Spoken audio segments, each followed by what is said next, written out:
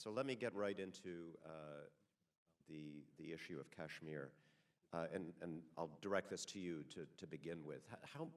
How many people are still detained in Kashmir under the Public Safety Act, which allows for detention without charge, without due process, without access to lawyers, et cetera?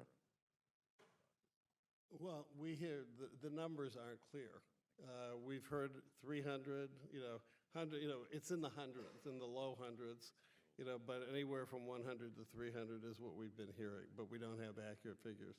And why don't we have accurate figures? Because, as the chairman pointed out, there's not good access by our diplomats, there's not good access by journalists, and we're simply then stuck with the networks we have on the ground. And without the communications of the cell phone service, it's just tough to get information. And under those circumstances, there is good reason to worry about abuse. When prisoners are held incommunicado, we have no way of checking on stories that they're being treated well or badly. That's, in your experience, would you say, exactly the situation in which our concerns should be heightened about potential abuses? Oh, absolutely. I mean, people need to have representation. We need to have an open system. India, says it has an open system and it has functioning courts. Our problem is that we need to make sure that people get adequate representation and get a chance to be heard. Got it. I'm sure there's been a lot of conversation about the communications blackout, which has been partially but not fully lifted. And I'll direct this to either or both of you. In your experience, do terrorists need public cell phone networks to be able to communicate? I'm not going to dismiss the fact that communication can be misused, but what we said earlier in the hearing is that the tension between national security and individual liberty and well-being, we think the balance is wrong in this instance, and we need to have the quick restoration of cell phone coverage and internet coverage. Understood.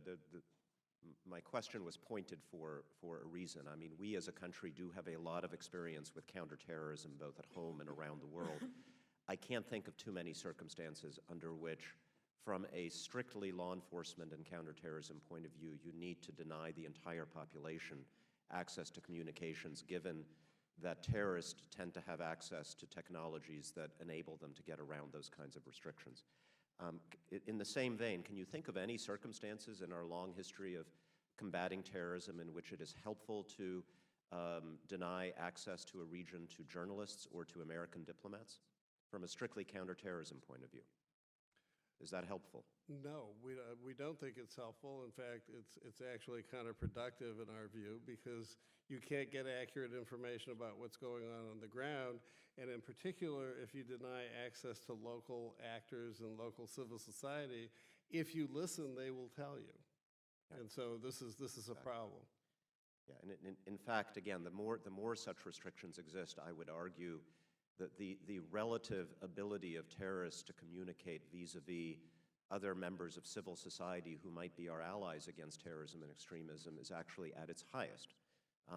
These kinds of situations disempower the very people who we need to be our allies against extremism and terrorism, since the extremists are used to operating in the shadows. They are conspiratorial by nature.